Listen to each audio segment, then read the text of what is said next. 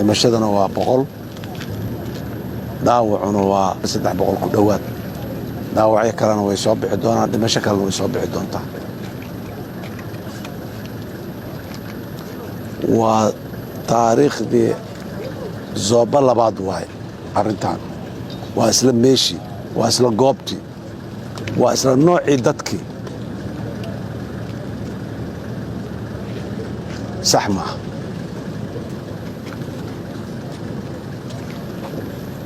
ummadda Soomaaliyeed waxaan u sheegayaa ilaahay idankiis oktoobar kale oo sidaan oo kale ilaahay idankiis ma dhici doonaan awood iyo fursad iyo kashaashimo ay sidaan ku sameeyaan ma heli doonaan haddana waa noolnahay waa waxooda ogaada niman jabay dagaaladii looga adkaaday bannaankii looga adkaaday ciidankii u adkaysa waayo ka hor imaan waayey inta soo dabamaryeeya muxuu ahaaye dadkii abriyada ah ee maxasti gadaalka gumaadaya waay waa ka adkaanayna waana ka adkaanay haddii aan la yidhaah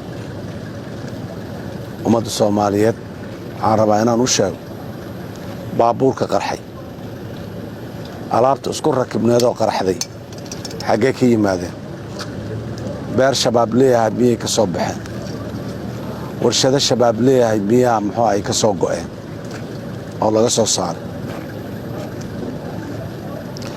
lacagta walaal kale oo Soomaaliyeed oo bixiyay waay waxa dadka naga maanta halkan ku leeyahay walaalka Soomaaliyeedo cabsiya ii geysay dheh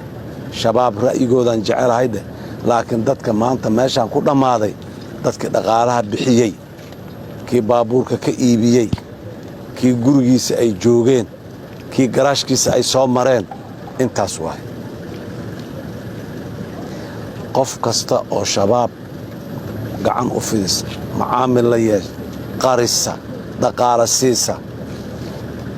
dadka ayadaa dishay dadka aad dishayna waa noocaas ogow askari dagaalamayo oo soo taagan oo fronta ku jira ma ahayn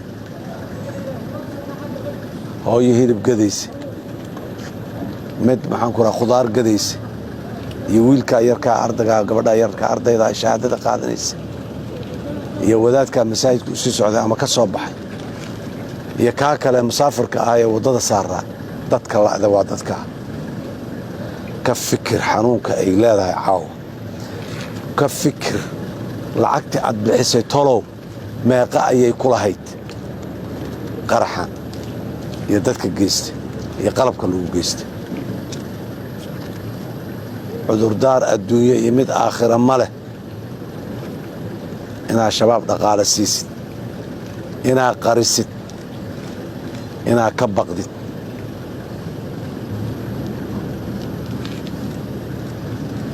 meeqa ma laga yaabaa kuwa lacagta dhiibow walaalihiin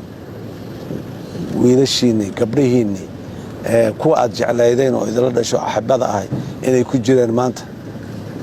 adinkuna aad lacag dhiibteen